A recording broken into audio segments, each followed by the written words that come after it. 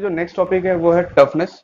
Toughness को define इस तरीके से करा जाता है, the ability of a material to resist fracture. ये वो प्रॉपर्टी है किसी मटेरियल की जिससे वो अपने फ्रैक्चर को रेजिस्ट करता है। रेजिस्टेंस का मतलब क्या है कि आपने लोड लगाया तो कितने हद तक उस लोड को सह सकता है कि मतलब वो जो मतलब आपने जो एक्सटर्नल लोड लगाया उसको बियर कितने हद तक कर सकता है। तो ये वो प्रॉपर्टी है मटेरियल की जो फ्रैक्चर तक उसे बियर करे। मतलब वो जो एनर्जी स्टोर होगा मटेरियल में, एनर्जी स्टोर होगा तभी तो वो बियर कर पाएगा। मैं काम तभी कर पाऊंगा जब मेरे अंदर एनर्जी स्टोर होगी। हम पूरे दिन क्या करते हैं, पहले खाना खाते हैं, इसलिए तो खाना खाते हैं कि पहले एनर्जी स्टोर करो, फिर पूरे दिन उसे यूज कर लो। तो ये वो एनर्जी है मटेरियल के अंदर जिससे कि वो अपने फ्रैक्चर को रेजिस्ट करेगा। फ्रैक्चर पॉइंट ये वाला पॉइंट होता है। तो फ्रैक्चर फ्रैक्चर पॉइंट तक जितना भी एनर्जी स्टोर्ड होगा उसे हम क्या कहेंगे, टफनेस कहेंगे। तो ये एनर्जी कैसे निकलेगा वो देखते हैं। मतलब ये तो आपको समझ में आया होगा कि टफनेस एक तरीके का एनर्जी ही है। कौन सा एनर्जी है, काइनेटिक एनर्जी, पोटेंशियल एनर्जी नहीं, ये है स्ट्रेन एनर्जी। स्ट्रेन की वजह से हुआ, स्ट्रेन की वजह से जो एनर्जी स्टोर्ड हुई उसे कहेंगे स्ट्रेन एनर्जी। नाम से ही बहुत सारी चीजों का मतलब समझ में आता है। तो स्ट्रेन एनर्जी का मतलब स्ट्रेनिंग की वजह से, जब आपने इसमें लोड लगाया, स्ट्रेन लगाया इसमें, तो उसकी वजह से जो एनर्जी स्टोर्ड हुई इसमें उसे हम कहेंगे स्ट्रेन एनर्जी। और टफनेस किसको डिफाइन करता है कि फ्रैक्चर पॉइंट तक कितना एनर्जी स्टोर्ड हुआ। ये जो मैंने लोड लगाया कहाँ तक लगाया, फ्रैक्चर पॉइंट तक। इसको निकालेंगे कैसे। ये जो मैंने कर्व ड्रॉ करा है ये क्या है, स्ट्रेस स्ट्रेन कर्व है। इसको मैं थोड़ा छोटा बनाता हूँ क्योंकि मुझे थोड़ी जगह चाहिए। देखिए, जो हम स्ट्रेस और स्ट्रेन का जो ग्राफ पढ़ते हैं, स्ट्रेस स्ट्रेन कर्व जो हम पढ़ते हैं, इसको बनाने के लिए सबसे पहले हमें बनाना पड़ता है लोड डिफॉर्मेशन कर्व। लोड या लोड डिफॉर्मेशन कह लो या इलोंगेशन कह लो। इलोंगेशन मतलब delta L change in length, और लोड का मतलब पी। तो पहले मुझे लोड और इलोंगेशन का कर्व बनाना पड़ेगा। कैसे बनता है, वही same procedure. Actually stress strain curve यहाँ से बनता है। क्यों, मान लीजिए ये वो मेंबर है जिसका मुझे स्ट्रेस स्ट्रेन कर्व बनाना है, मुझे चाहिए ये, तो उसको मैं क्या करूंगा, मैं कुछ लोड लगाऊंगा। तो अलग अलग लोड की वजह से कितना इलोंगेशन हुआ उसको जब मैं प्लॉट कर लूंगा तो मेरे पास ये ग्राफ बन जाएगा। ठीक। अब लोड लगाया, इलोंगेशन नोट करा, ग्राफ बना, ये चाहिए था मुझे, ये कैसे करेंगे। इसी लोड को अगर मैं एरिया से डिवाइड कर दूं और इसी इलोंगेशन को अगर ओरिजिनल लेंथ से डिवाइड कर दूं, ये ओरिजिनल लेंथ एल, इसका एरिया ए। तो अब ये किस में चेंज हो गया, स्ट्रेस, और ये किस में चेंज हो गया, स्ट्रेन में। कहने का मतलब ये है कि लोड इलोंगेशन कर्व से ही हमें क्या मिलता है, स्ट्रेस स्ट्रेन कर्व मिलता है। ठीक है। चलिए, हमें क्या निकालना था, वो एनर्जी जो फ्रैक्चर तक स्टोर हुआ हो मटेरियल। तो फ्रैक्चर पॉइंट ये रहा। ठीक है। तो यहां तक कितना एनर्जी स्टोर है वो कैसे निकालेंगे, देखते हैं। अच्छा देखिए, इतना आपको पता होगा कि जो एनर्जी होता है वो वर्क डन होता है, और वर्क डन क्या होता है, फोर्स इनटू डिस्प्लेसमेंट। फोर्स को यहाँ लोड कह रहे हैं और डिस्प्लेसमेंट को डेल्टा कह रहे हैं। इसका मतलब लोड डिफ्लेक्शन कर्व का एरिया निकाल दूं तो मुझे क्या बता देगा, एनर्जी दे देगा। एनर्जी क्या होता है, वर्क डन, और वर्क डन क्या होता है, फोर्स इनटू डिस्प्लेसमेंट। बचपन में पढ़ा था। तो फोर्स को लोड कह रहा हूँ, डिफ्लेक्शन क्या है, मतलब डिफॉर्मेशन है, इलोंगेशन है। तो लोड डिफॉर्मेशन का जो कर्व है उसका एरिया अगर मैं निकाल दूं तो वहीं से मुझे क्या मिल जाएगा, एनर्जी कितना स्टोर हो रहा है। टफनेस में मुझे एनर्जी कहां तक का निकालना था, फ्रैक्चर पॉइंट तक का निकालना था। तो मुझे यहां तक का एरिया अंडर द कर्व निकालना पड़ेगा, ये पूरा। ठीक है। तो इस पूरे एरिया को अगर मैं कैलकुलेट कर लूं, जैसे कि मान लीजिए ये ग्राफ है, ये लीनियर ग्राफ नहीं है, तो इसको आप स्ट्रिप अज्यूम करके इंटीग्रेट करके निकाल लेंगे, आपको आता है। तो जो इसका एरिया होगा वो हमें क्या दे देगा, टफनेस। क्योंकि टफनेस एक स्ट्रेन एनर्जी है, जो टफनेस है वो क्या है, स्ट्रेन एनर्जी। वो एक तरीके का एनर्जी है stored stored up to fracture. मतलब जो टफनेस था वो एक तरीके का स्ट्रेन एनर्जी है जो फ्रैक्चर पॉइंट तक स्टोर हुआ है। और इसको हम कैसे निकाल रहे हैं? Area under the curve, area under the curve. क्योंकि हमने देखा यहाँ पर कि अगर मैं एरिया अंडर द कर्व निकाल दूं, वहीं से मुझे क्या मिल जाएगा कि फ्रैक्चर पॉइंट तक कितना एनर्जी स्टोर्ड है। तो मुझे ये निकालना था टफनेस। तो अगर कोई टफनेस बोले तो उसको हम इस तरीके से भी डिफाइन कर सकते हैं, ability of a material to resist fracture, या इट इज द क्वांटिटी, या it is the strain energy stored up to fracture point, up to fracture point. ठीक। और ये कैसे वैल्यू कैलकुलेट होती है? ये होती है एरिया अंडर द कर्व। ठीक है। तो ये अगर मैं एरिया निकाल लूं, तो एरिया निकाल लेंगे तो ये पता लग जाएगी, और यही क्या होती है? टफनेस होती है। ठीक है, इसे आप नोट डाउन कर लीजिए। मैं यहाँ थोड़ा सा मिटा देता हूँ। अच्छा देखिए, ये हमने क्या पढ़ा? ये लोड इलोंगेशन कर्व का अगर एरिया निकालते हैं तो वहां से हमें टफनेस निकलता है। अच्छा चलिए, मैं स्ट्रेस टेन कर्व का एरिया निकाल के देखता हूँ, तो वहां से क्या पता लगेगा? ये स्ट्रेस और ये स्ट्रेन। तो मटेरियल का स्ट्रेस टेन कर्व कुछ ऐसा बना, ये इसका फ्रैक्चर पॉइंट था, ये मैंने एरिया निकाल दिया, इसका एरिया। ठीक है। तो एरिया आएगा वो क्या आएगा? Stress into strain, stress into strain आएगा। ये जो स्ट्रेस है वो क्या है? पी बाई ए, और स्ट्रेन क्या है? Delta L by L, delta L by L है। ये जो ऊपर वाली जो क्वांटिटी है ये क्या है? ये न्यूमरेटर में पी इंटू डेल्टा एल, ये क्या है? लोड इलोंगेशन कर्व का एरिया अंडर द कर्व ही तो है वो। ये पी इंटू डेल्टा एल, ये जो आपने निकाला है एरिया अंडर द कर्व, वो यही तो है, पी इंटू डेल्टा एल। और ये जो एरिया अंडर द कर्व वो क्या है? टफनेस है। ये टफनेस, न्यूमरेटर में टफनेस हो गया, डिनोमिनेटर में क्या है? Area into length. Area into length क्या होता है? वॉल्यूम।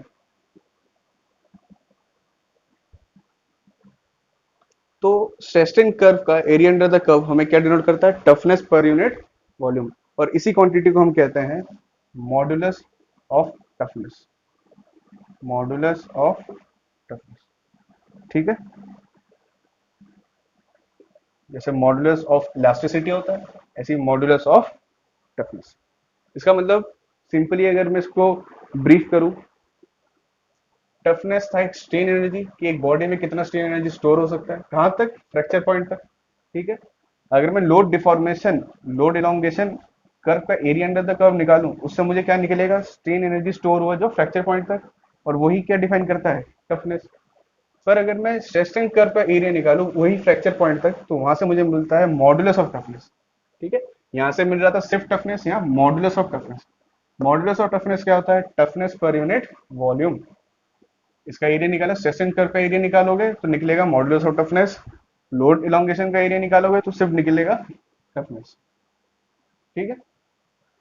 चलिए देखो, मॉडुलस अगर किसी भी मटेरियल के आगे लगा है कि टफनेस, ये modulus of elasticity, modulus of rigidity, तो ये डिनोट करता है मटेरियल की प्रॉपर्टी। जैसे कि मान लीजिए, मटेरियल की प्रॉपर्टी कहने का मतलब ये है कि, इसे मैं थोड़ा सा मिटाता हूं। मान लीजिए कोई ऑब्जेक्ट है ऐसा, ठीक है,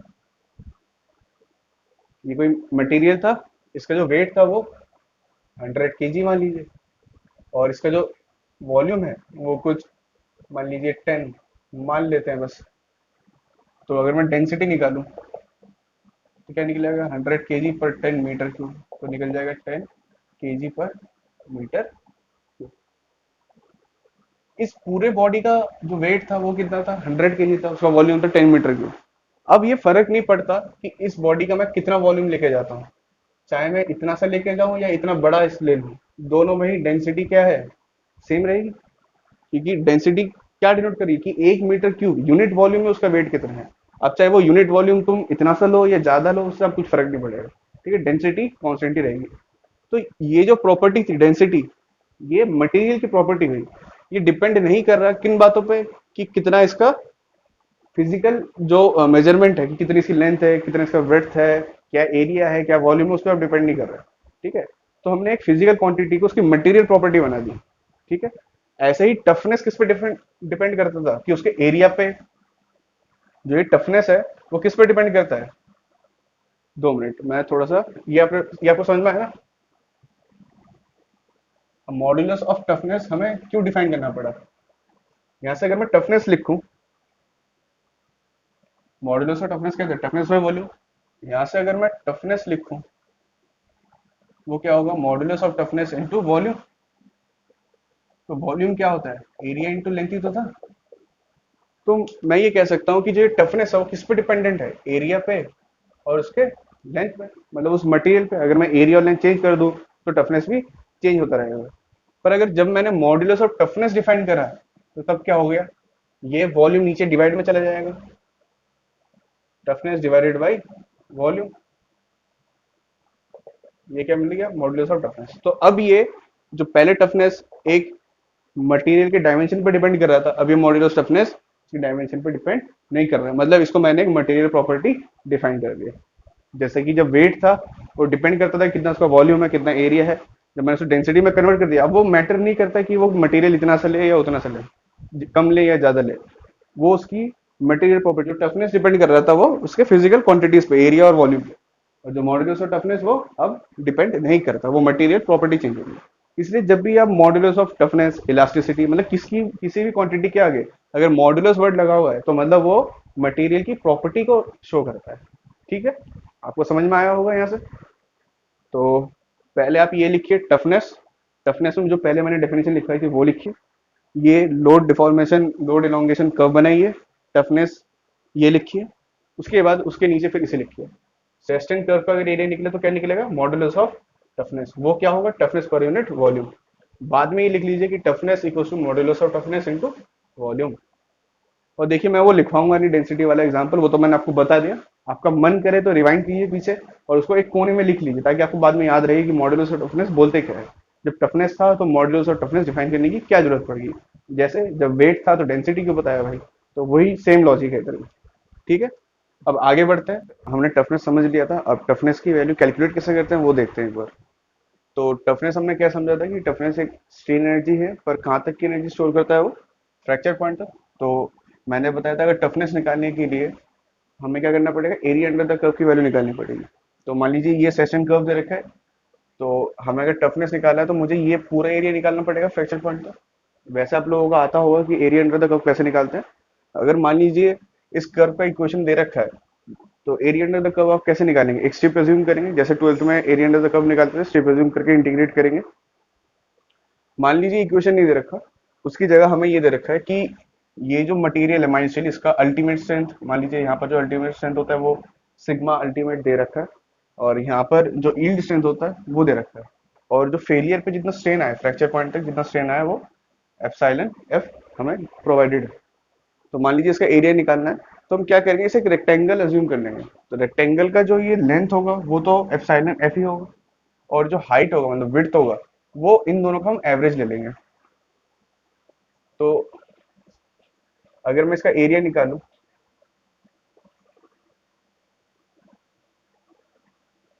इसका एरिया क्या हो जाएगा? Length epsilon F into height. Height क्या होगा? Sigma ultimate plus sigma Y divide by उसका एवरेज। ये रफ निकालने के लिए है। अगर हमें ultimate plus sigma Y by, अगर हमें इक्वेशन ऑफ द कर्व नहीं दे रखा है। ठीक है, अच्छा ये कैसा था? कौन सा कर्व दे रखा है? स्ट्रेस स्ट्रेन कर्व दे रखा है, ये स्ट्रेस और ये स्ट्रेन। तो अगर स्ट्रेस स्ट्रेन कर्व का एरिया निकाले तो वहां से जो आएगा वो क्या आएगा? Modulus of toughness. Modulus of, बताया था कल आप लोगों को। ठीक है, तो अगर मॉडुलस ऑफ टफनेस निकालना है तो ऐसे करके निकल जाएगा, epsilon F into sigma U plus sigma Y by 2। ठीक है, अब तो जो नेक्स्ट प्रॉपर्टी है रेजिलियंस। रेजिलियंस क्या होती है? The ability of a material to store energy up to elastic limit या इलास्टिक लिमिट।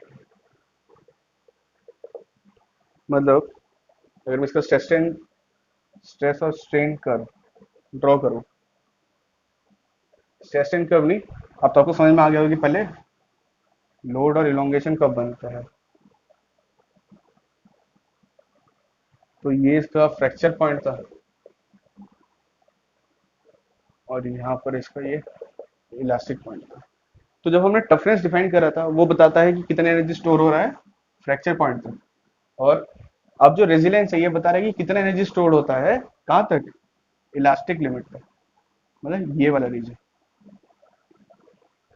ठीक है, तो दोनों ही सेम है।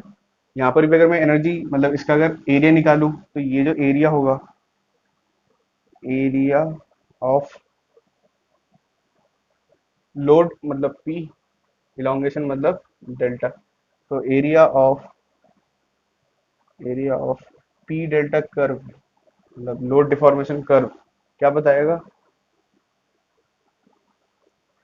Strain energy,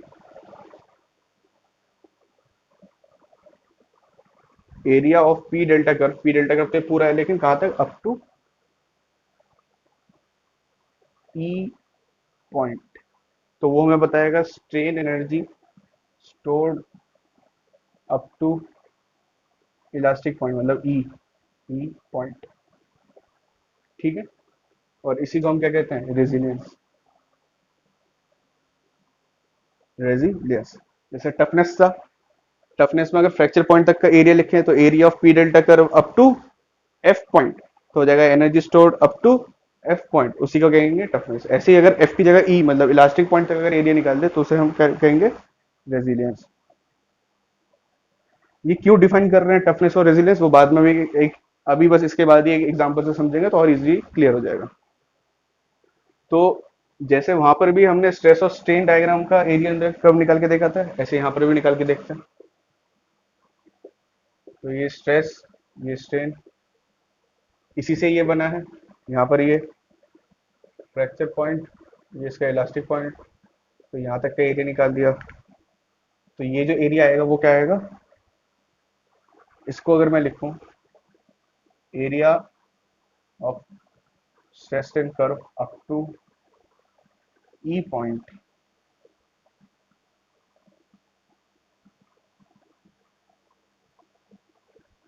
up to E point, वो क्या डिनोट करता है, modulus,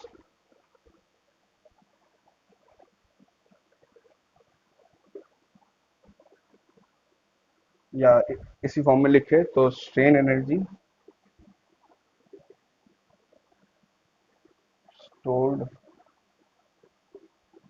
up to elastic point per unit, per unit volume, और यही क्या होता है, रेजी।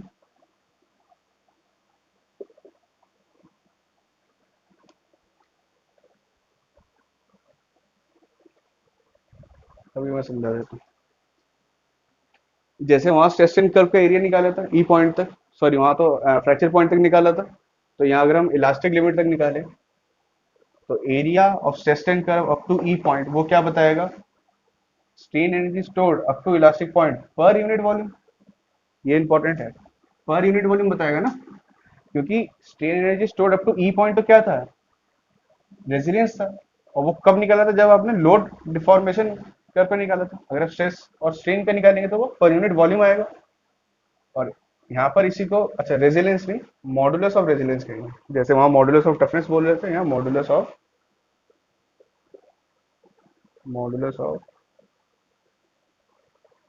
रेजिलियंस बोलेंगे। ठीक है, समझ में आया आप लोगों को। तो जैसे वहां पर लिखा था, यहाँ पर हम ये लिख सकते हैं कि जो रेजिलियंस होता है वो होगा modulus of resilience into volume. वही सेम लॉजिक है, कैसे वॉल्यूम आया कि वो सिग्मा को पी बाई ए और इसको डेल्टा एल बाई एल, तो ए और एल मिलके वॉल्यूम बन गया था। तो resilience equals to modulus of resilience into volume. ठीक है, समझ में आया आपको। तो यहां तक जो भी हमने पढ़ा, टफनेस पढ़ा, रेजिलियंस पढ़ा, ये दोनों ही क्या है, स्ट्रेन एनर्जी है। एनर्जी जो स्टोर हुआ स्ट्रेनिंग की वजह से। अब वो स्ट्रेन एनर्जी आप कहाँ तक निकाल रहे हैं, अगर फ्रैक्चर पॉइंट तक कंसिडर कर रहे हैं तो वो बोला जाएगा टफनेस। अगर आप इलास्टिक पॉइंट तक कंसिडर करते हैं तो उसे बोला जाएगा रेजिलियंस। स्ट्रेस स्ट्रेन कर्व का मतलब अगर आपको टफनेस को एक मटेरियल प्रॉपर्टी बनानी है, मतलब अगर मॉडुलस ऑफ टफनेस निकालना है, तो आपको लोड डिफॉर्मेशन कर्व से नहीं निकलेगा, वो निकलेगा स्ट्रेस स्ट्रेन कर्व से। तो स्ट्रेस स्ट्रेन कर्व का अगर फ्रैक्चर पॉइंट तक का अगर मैं एरिया निकाल दूं तो वो निकलेगा मॉडुलस ऑफ टफनेस। वो क्या होता है? Strain energy stored up to fracture point per unit volume. कोई डेफिनेशन में रट के नहीं बता रहा, यही है। जैसे यहाँ एमओटी था ना, मॉडुलस ऑफ टफनेस, तो मॉडुलस ऑफ टफनेस क्या है? Toughness divided by volume. ऐसे ही रेजिलियंस को अगर मैं ऐसे अगर मॉडुलस ऑफ रेजिलियंस में बोलूँ तो वो क्या है? रेजिलियंस पर यूनिट वॉल्यूम। और रेजिलियंस क्या है? Strain energy stored up to E point. तो अगर मुझे ये डिफाइन करना हो कि what is modulus of resistance, sorry what is modulus of resilience, तो मैं क्या बोलूंगा? It is the strain energy stored up to E point. ये हो गया। ये वॉल्यूम नीचे जाएगा तो पर यूनिट वॉल्यूम। मतलब इसको मैंने मटेरियल प्रॉपर्टी बना दिया था, बताया था। मॉडुलस ऑफ रेजिस्टेंस क्या होता है? जब भी किसी वर्ड के आगे मॉडुलस लग जाए तो वो मटेरियल प्रॉपर्टी में कन्वर्ट हो जाता है। और भी एक दो पॉइंट है, उसे हम देख लेते हैं जल्दी से। कुछ नहीं है, बहुत इजी सा पॉइंट है कि ये हमने देखा ना लोड डिफॉर्मेशन, लोड और इलोंगेशन कर्व का। तो अगर इसका हम एरिया निकाल दे ई पॉइंट तक, ये ई पॉइंट तक का अगर हम एरिया निकाल दे तो इसे हम क्या बोलते हैं? रेजिलियंस। रेजिलियंस बोलते हैं। ठीक है। अगर मैं यहाँ तक का एरिया निकालूं तो इसे क्या बोलेंगे? कुछ नहीं, जो स्ट्रेन एनर्जी है, स्ट्रेन एनर्जी कभी आपने यहाँ तक निकाला फ्रैक्चर तक, कभी आपने यहाँ तक निकाला। अगर इलास्टिक लिमिट के नीचे तक अगर आप कहीं स्ट्रेन एनर्जी निकालते हैं, उसे सिर्फ रेजिलियंस बोलते हैं। और इसी रेजिलियंस का जो मैक्सिमम क्वांटिटी है, जो मैक्सिमम है, उसे हम कहेंगे प्रूफ रेजिलियंस। वो क्या है? ये पूरा एरिया और ऐड हो जाएगा, मतलब पूरे इलास्टिक लिमिट तक। इलास्टिक लिमिट के अंडर, इलास्टिक लिमिट के अंदर अंदर अगर आपको एरिया निकालना है तो उसे कहेंगे सिर्फ रेजिलियंस। और उसी का जो मैक्सिमम है उसे हम कहेंगे प्रूफ रेजिलियंस, और कुछ नहीं। कोई टेंशन लेने की बात नहीं, कोई कंफ्यूजिंग पॉइंट नहीं है। रेजिलियंस आपने पढ़ा था कि रेजिलियंस क्या होता है? Strain energy stored up to elastic point. मैं कह रहा हूं वो जो स्ट्रेन एनर्जी स्टोर्ड हो रहा है इलास्टिक पॉइंट तक का, उसे हम कहेंगे प्रूफ रेजिलियंस। जो मैंने रेजिलियंस बोला था उसे हम कहेंगे प्रूफ रेजिलियंस।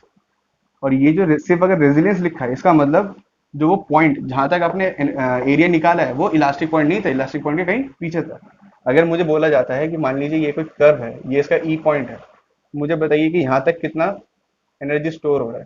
तो मान लीजिए मैंने इसे निकाला 10 जूल, तो ये क्या निकलेगा? ये रेजिलियंस निकलेगा। और इसका अपर लिमिट मतलब कहाँ तक स्टोर हो सकता है? इलास्टिक लिमिट तक। अगर ये पूरा एरिया में कंसिडर करता हूँ तो मान लीजिए आगे 20 जूल, तो ये क्या है? ये प्रूफ रेजिलियंस है। मतलब बस अलग से नाम रख दिया, जो मैक्सिमम जो क्वांटिटी स्टोर हो सकती है उसका नाम रख दिया आगे प्रूफ रेजिलियंस। ठीक है। एक बार बस एक रिकैप ले लेते हैं। पहले डक्टाइल मटेरियल पढ़ा, फिर हमने ब्रिटल मटेरियल पढ़ा था, उसके बाद टफनेस पढ़ा कि टफनेस क्या है, वो भी एक तरीके का स्ट्रेन एनर्जी है जो फ्रैक्चर पॉइंट तक जितना एरिया एनर्जी स्टोर होता है। फिर हमने रेजिलियंस पढ़ा कि रेजिलियंस क्या होता है, वो एनर्जी जो इलास्टिक पॉइंट तक स्टोर होता है। फिर हमने पढ़ा मॉडुलस ऑफ रेजिलियंस कि मतलब रेजिलियंस को अगर मैं मटेरियल प्रॉपर्टी बनाऊं तो रेजिलियंस पर यूनिट वॉल्यूम में क्या बन जाएगा? Modulus of resilience. तो ये जब हम क्वेश्चन करेंगे या आगे और समझेंगे तो और इजीली हमें समझ में आएगा। ठीक है। तो अभी घबराने की कोई बात नहीं है, बस इतना याद रखिए कि ये जो रेजिलियंस है या टफनेस है, ये सारी क्या एक तरीके का स्ट्रेन एनर्जी है। वो अब नाम कैसे अलग अलग पड़ा? अगर स्ट्रेन एनर्जी फ्रैक्चर पॉइंट तक निकालते हैं तो उसे कहेंगे टफनेस, और अगर इलास्टिक पॉइंट तक निकालते हैं तो उसे कहेंगे रेजिलियंस। तो जो हमने रेजिलियंस पढ़ा वो क्या था? स्ट्रेन एनर्जी इलास्टिक पॉइंट तक का था। और सोम, जैसे कि मैंने बता रखा है कि सोम में जो हम स्टडी करते हैं वो इलास्टिक पॉइंट तक ही करते हैं। तो इसका मतलब आगे जब भी स्ट्रेन एनर्जी बोला जाएगा उसका मतलब वो रेजिलियंस की बात कर रहा होगा। कभी कभी वो बोल देगा रेजिलियंस निकालो, या इनडायरेक्टली अगर वो स्ट्रेन एनर्जी भी बोलता है तो इसका मतलब आपको इलास्टिक पॉइंट तक ही निकालना है, मतलब रेजिलियंस ही निकालना है, ये नहीं कि आप फ्रैक्चर पॉइंट तक निकालेंगे। अगर वो बोल देता है पूरा, वो डिफाइन करता है कि आप टफनेस निकालिए, तो आप स्ट्रेन एनर्जी निकालेंगे फ्रैक्चर पॉइंट तक। तो हम देख लेते हैं कि रेजिलियंस कैलकुलेट कैसे करेंगे। तो उससे पहले एक नोट लिख लीजिए। नोट क्या है कि अगर आपको रेजिलियंस या टफनेस निकालना हो तो आप एरिया अंडर द कर्व निकालेंगे। Area under curve AOC of, या मैं लिख देता हूँ, एरिया अंडर कर्व ऑफ किसका, लोड डिफॉर्मेशन या इलोंगेशन, इलोंगेशन कर्व पर निकालेंगे, ठीक है। और अगर मॉडुलस ऑफ रेजिलियंस निकालना है, एमओआर या एमओटी, मॉडुलस ऑफ टफनेस, तो आपको निकालना पड़ेगा वही area under curve of stress tensor, ठीक है। ये आप नोट डाउन करके लिख लीजिए एक कोने पे, वो पहले समझा है उसी के बस लिख दिया है, ठीक है। अब मुझे क्या निकालना है, रेजिलियंस, रेजिलियंस निकालना है, तो मुझे क्या चाहिए, लोड इलोंगेशन कर्व का एरिया चाहिए।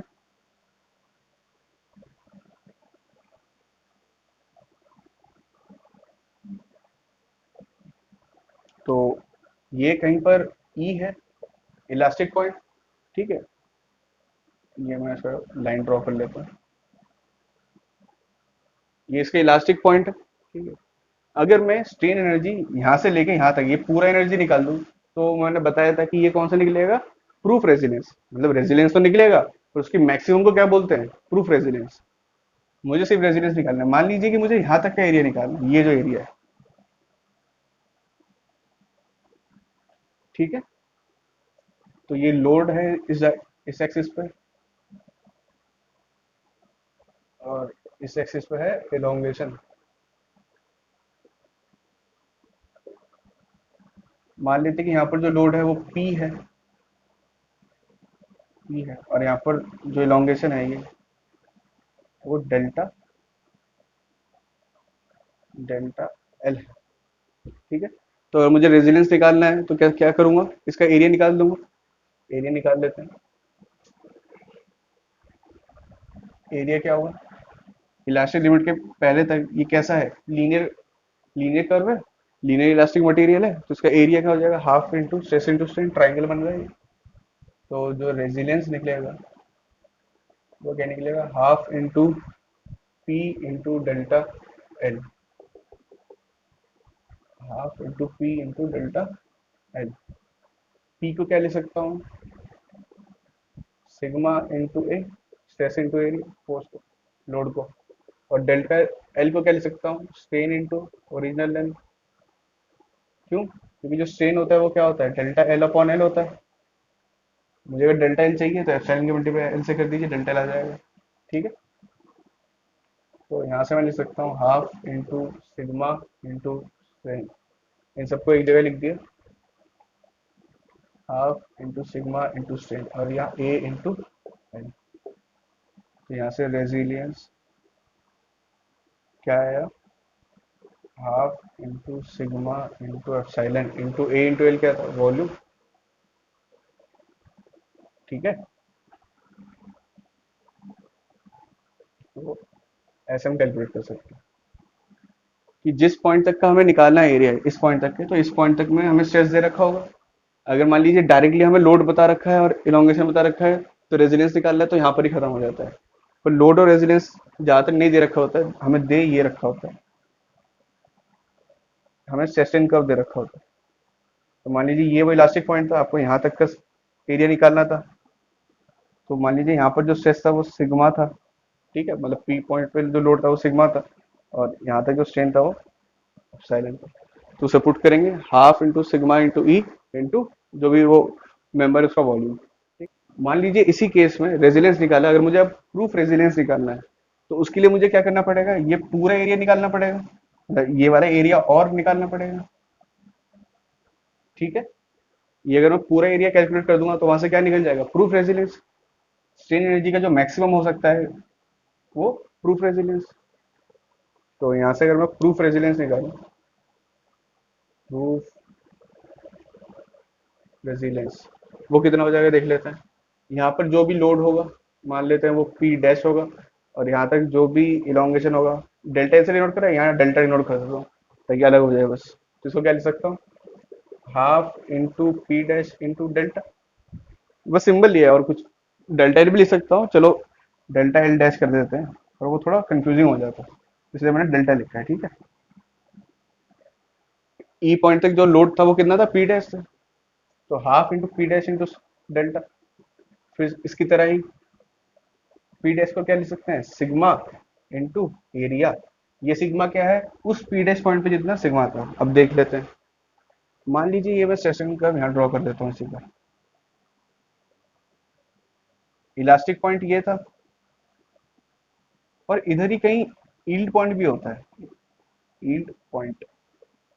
ठीक है, तो यहाँ पर जितना स्ट्रेस होता है, यहाँ पर जितना स्ट्रेस होता है, लगभग वो यील्ड पॉइंट, इलास्टिक पॉइंट, ये सारी सेम पॉइंट होते हैं, लगभग आसपास होते हैं। तो यहाँ पर जो स्ट्रेस होगा इलास्टिक पॉइंट पे, मतलब ये जो हमने ये निकाला, यहाँ पर लगभग वो सिग्मा यील्ड ही होगा। ठीक है, एग्जैक्टली ये वैल्यू नहीं होती, थोड़ी सी अलग होती है, पर हम उसे कंसिडर कर सकते हैं। समझ में आया आप लोगों को? तो यहाँ पर जो स्ट्रेस होगा वो सिग्मा यील्ड होगा। ठीक है, यहाँ पर सिर्फ सिग्मा था, बीच में कहीं पर जो स्ट्रेस था इस पॉइंट पे वो सिर्फ सिग्मा था, यहाँ पर सिग्मा यील्ड है।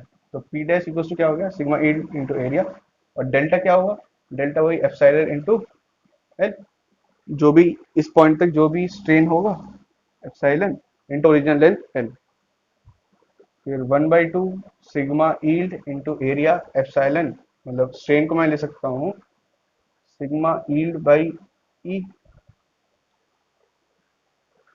ठीक है, स्ट्रेन को लिख सकते हैं सिग्मा वाई बाई ई, और ये एल। ठीक है, ये कैसे लिख दिया, ये हुक्स लॉ से लिखा, हुक्स लॉ में क्या होता था, सिग्मा जो स्ट्रेस होता है वो ई इंटू स्ट्रेन होता है ना, तो स्ट्रेन को क्या लिख सकता हूँ, सिग्मा बाई ई, तो वही लिखा है मैंने।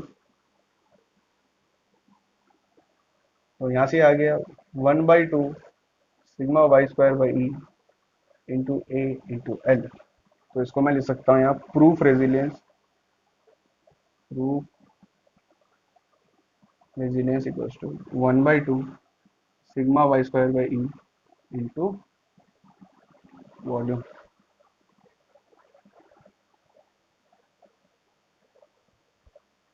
ठीक है, रेजिलियंस की वैल्यू क्या रही थी, 1/2 सिग्मा एप्सिलॉन वॉल्यूम। इस एप्सिलॉन को भी चलिए देखिए, यहाँ तक तो आपने लिख रखा है ना, इस एप्सिलॉन को भी अगर हम सिग्मा बाई ई लिखे तो क्या हो जाएगा, ये यहाँ पर ये सिग्मा, ये आगे ही लिख लीजिएगा जो मैं अब लिख रहा हूँ। तो एप्सिलॉन को, जैसे यहाँ पर स्ट्रेन को स्ट्रेस बाई ई लिखा था, ऐसे ही यहाँ पर जो स्ट्रेन को मैंने स्ट्रेस बाई ई लिख दिया, तो हो जाएगा ये स्ट्रेस का स्क्वायर हो जाएगा, सिग्मा सिग्मा स्क्वायर हो जाएगा, तो half sigma square by E into volume. कैसे भी लिख सकते हैं इसे, half into stress into strain into volume, या half into stress square by E into volume. ठीक है, तो रेजिलियंस और प्रूफ रेजिलियंस के फॉर्मूले में डिफरेंस क्या है, यहाँ पर जो सिग्मा यूज हो रहा है वो सिग्मा यील्ड हो रहा है, मतलब इलास्टिक लिमिट में जो स्ट्रेस था, यहाँ पर जो सिग्मा यूज हो रहा है वो उससे पहले जो भी स्ट्रेस की वैल्यू होगी जिस पर आपको निकालने के लिए बोला होगा। ठीक है, तो यहाँ पर सिग्मा वाई यूज हो रहा है और यहाँ पर सिर्फ सिग्मा यूज हो रहा है, तो ये निकला स्ट्रेन एनर्जी, मतलब रेजिलेंस। अगर मुझे अब निकालने के लिए बोले स्ट्रेन एनर्जी पर यूनिट वॉल्यूम, इसका मतलब क्या निकालने के लिए बोल रहा है वो निकालने के लिए बोल रहा है मॉडुलस ऑफ रेजिलेंस, क्योंकि मॉडुलस ऑफ रेजिलेंस क्या होता है, it is the strain energy stored in the material per unit volume. बताया था ना, पहले हमने यही तो पढ़ा कि resilience equals to modulus of resistance into volume. तो अगर एमओआर पूछ रहा है तो ये डिवाइड बाय वॉल्यूम कर दूं, इसको यहाँ ले आओ, तो मॉडुलस ऑफ रेजिलियंस क्या होगा, रेजिलियंस पर यूनिट वॉल्यूम, और रेजिलियंस क्या होता है, strain energy stored to elastic point. ठीक है, तो अगर इसकी पूरी डेफिनेशन लिखूं तो मॉडुलस ऑफ रेजिलियंस की डेफिनेशन क्या होगी, it is the strain energy stored in a body up to elastic point per unit volume. ठीक है, अगर अब हमें एमओआर निकालना है, मॉडुलस ऑफ रेजिलियंस निकालना है, तो अब जो कर्व यूज करेंगे वो कौन सा यूज करेंगे, सेस्टिन कर्व यूज करेंगे, बताया था।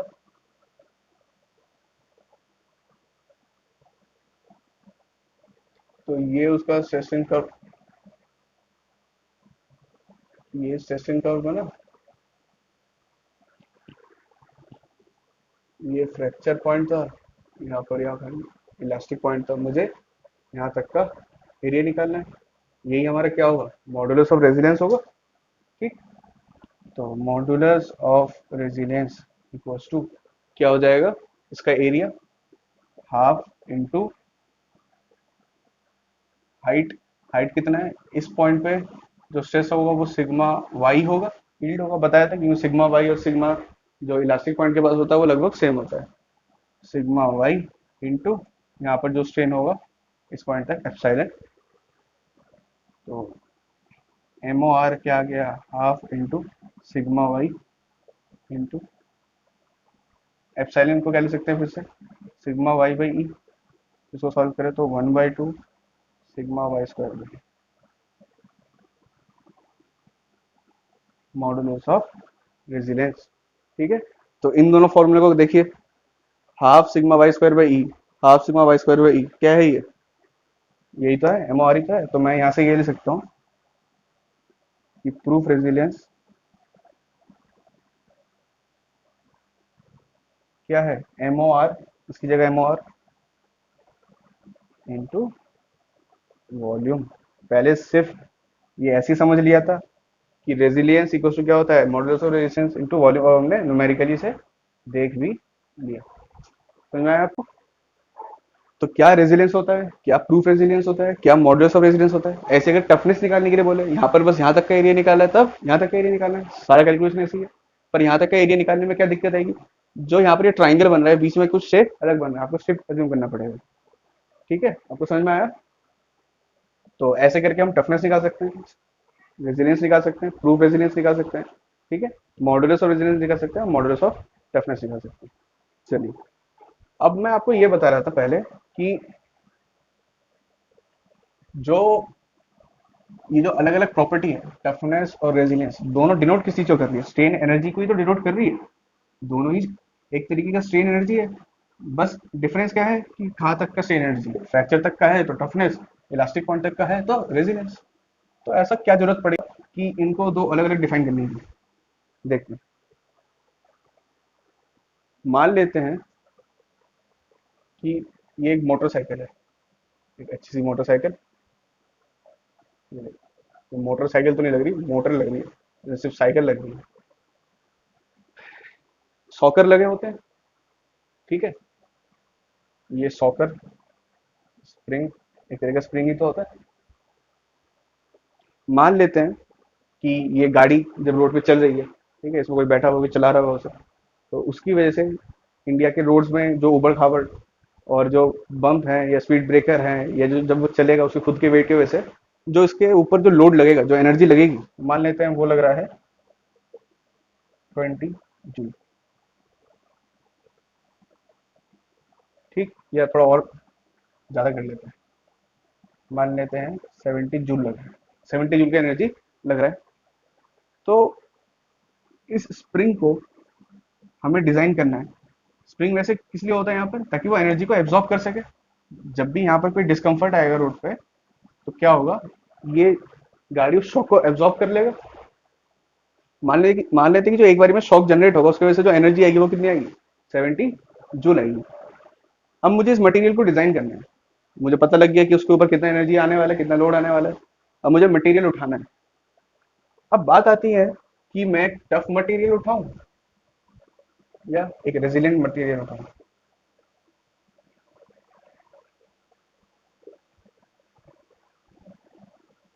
टफ मटेरियल ले या रेजिलिएंट मटेरियल ले, तो ये चूज कैसे करें। तो देखते हैं, यहाँ पर जो लोड है, क्या ये डिजायरेबल लोड है, मतलब क्या ये हमें पता था कि यहाँ पर ऐसे शॉक जनरेट होंगे, या हमने ये अज्यूम ही नहीं करा था, या एक्सीडेंटल लोड है ये। देखिए, यहाँ से एक गाड़ी आके इस वाले बाइसिकल को या मोटरसाइकिल को टक्कर मार देती है, तो ये जो लोड है ये हमें एक्सीडेंटल लोड है, ये हमें ज्यादा पता नहीं होता। ऐसा तो नहीं है कि रोज निकलते रोज ठोक के आते हैं, ऐसा नहीं होता।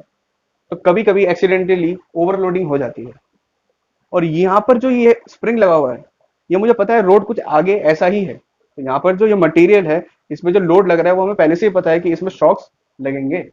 तो यहाँ पर जो मटेरियल है उसमें बार बार रिपीटेटिवली ऐसे शॉक जनरेट होते रहेंगे। ऐसा तो नहीं है कि रोज आप गाड़ी को ठोकेंगे। ठीक है, यहाँ पर क्या है, यहाँ पर रोज चाहे गाड़ी आप अच्छी तरह भी चलाए तब भी उसमें शॉक जनरेट होंगे, मतलब रोज उसमें लोडिंग होगी। अब मान लेते कि मैंने एक टफ मटेरियल यूज करा है, तो मुझे मटेरियल कैसा चाहिए जो कितनी एनर्जी स्टोर कर ले, 70 तक ही तो स्टोर करवाना है मुझे। तो मैंने एक ऐसा मटेरियल उठाया कि जिसका फ्रैक्चर पॉइंट तक जो भी एरिया आ रहा था इसका, मतलब जो एनर्जी थी इस मटेरियल की, वो मान लेते हैं 70 ही थी। ऐसा मटेरियल मिल गया हमको 70 जूल वो वहां तक स्टोर कर सकता है। पर इस मटेरियल को हम तब भी चूज नहीं करेंगे, क्यों? देखिए, जब पहले दिन इस गाड़ी को लेके मैं चला, तो जब पहला शॉक जनरेट हुआ, कितने का जनरेट हुआ? 70 जूल, 70 जूल। तो हमने जो मटेरियल यूज करा था उसने एब्जॉर्ब कर लिया। भाई फेलियर नहीं हुआ, ऐसा नहीं कि गाड़ी चल के टूट के गिर गई, स्प्रिंग टूट गया, स्प्रिंग नहीं टूटा। चलो मान लीजिए थोड़ा सा ये एकदम ही उसके एज पे हो गया, 75 मान लेते, 75 जूल तक, ठीक है। तो 70 जूल जनरेट हुआ, फ्रैक्चर तो नहीं हुआ, 75 के बाद फ्रैक्चर हुआ, हमने तो 70 तक ही लगाया, ठीक है। पर होगा क्या, हमने जिसकी एनर्जी यूज कर ली कुछ यहाँ तक यूज कर ली, 70 तक।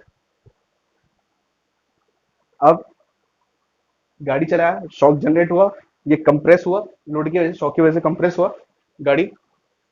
होगा क्या, ये जो बम्प जिसकी वजह से शॉक जनरेट हुआ, जब व्हीकल यहाँ पर आ जाएगी, फिर जो स्मूथ है, और जो आपका हैंडल होगा अब ऐसा नहीं रहेगा, कुछ ऐसा हो जाएगा। क्यों? क्योंकि भाई उसका इलास्टिक लिमिट था लगभग कहीं 30, इलास्टिक लिमिट के बाहर आप कितना चले गए? 40। तो इस 40 की वजह से जो डिफॉर्मेशन आएगा वो कैसा रहेगा? परमानेंट, इलास्टिक तो नहीं है।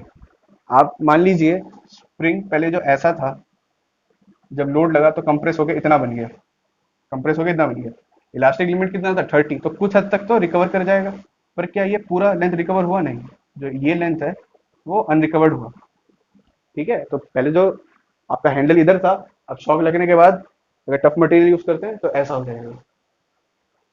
दूसरे दिन लेके जाओ और उसमें कुछ और प्लास्टिक लीजिए रहेगा, तो एक दिन वो धीरे धीरे नीचे ही दब जाएगा, फिर चलाने का मोटरसाइकिल कोई मतलब नहीं रहेगा। तो मतलब ऐसे केस में जहां पर लोडिंग रिपीटेटिव है, तो वहां पर टफ मटेरियल का यूज करना बेवकूफी है, क्योंकि हर हर रिपीटेशन ऑफ लोड के कारण उसमें कुछ ना कुछ डिफॉर्मेशन रह ही जाएगा। पर उसकी जगह अगर मैं एक रेजिलेंट मटेरियल यूज करता, मान लेते हैं ये कोई रेजिलेंट मटेरियल है जिसका सेशन का कुछ ऐसा है, ठीक है। मान लेते हैं इसका फ्रैक्चर कहीं यहाँ पर होगा, फ्रैक्चर तो हर मटेरियल का होगा, मान लेते हैं इसका यहाँ पर होगा। पर इसका जो इलास्टिक लिमिट तक ही ये जितना एनर्जी स्टोर कर सकता है वो 75 है, और फ्रैक्चर तक मान लेते हैं 100 है, ठीक है। मान लेते हैं फ्रैक्चर तक 100 है। तो अब क्या होगा, ये जो 70 जूल लगा वो कुछ यहाँ तक रहेगा, इसके इलास्टिक रीजन के अंदर ही रहेगा। तो हुआ क्या, शॉक आया, गाड़ी नीचे गई, जैसे वो बम्प गया गाड़ी फिर ऊपर आ जाएगी। तो यहाँ पर जब रिपीटेटिव लोडिंग होगी तो कोई दिक्कत नहीं होगी रेजिलिएंट मटेरियल, क्यों? क्योंकि जो एनर्जी है वो कभी इलास्टिक लिमिट को क्रॉस ही नहीं कर रहा। तो किसी के दिमाग में ये आ सकता है कि सर, या हम एक ऐसा मटेरियल चूज कर लेते हैं, टफनेस में टफ मटेरियल चूज कर लेते हैं, और ज़्यादा महंगा यूज कर लेते हैं, कॉस्ट बढ़ा लेते हैं, कि ये और बड़ा कर लो यहाँ पर कि ये हो जाए 200, ताकि ये लगभग 80 हो जाए। ऐसा मटेरियल भी तो मिल ही जाएगा। हाँ तो ठीक है, अब कितना लोड लगा? 70, इलास्टिक लिमिट के अंदर ही है, ठीक है, वेल एंड गुड, यूज कर लो इस मटेरियल। तो क्या आप इस मटेरियल को यूज कर लोगे इसकी जगह? नहीं। क्यों?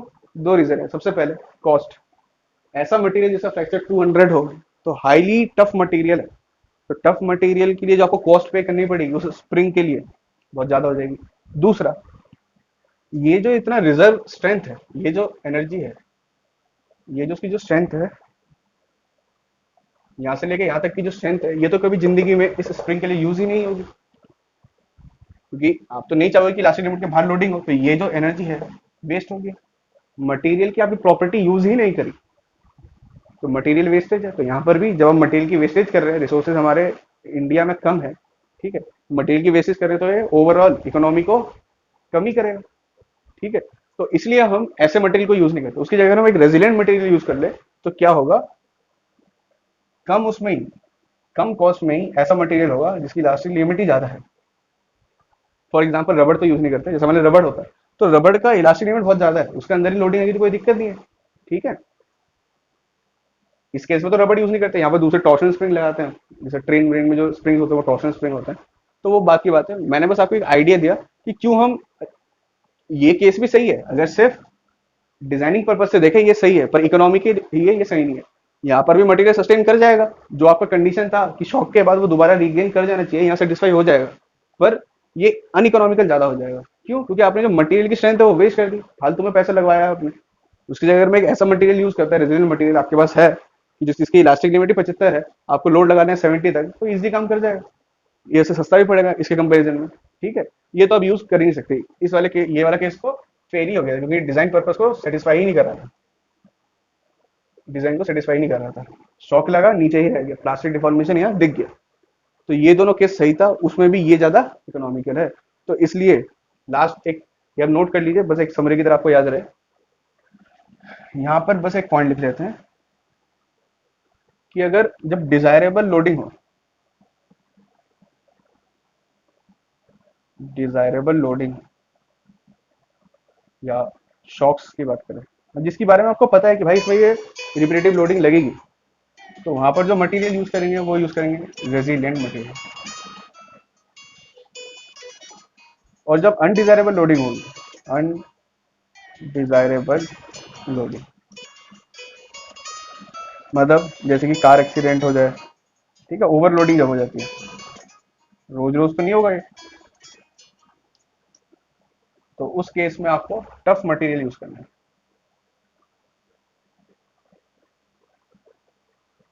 ठीक है, इस केस में टफ क्यों यूज करना है?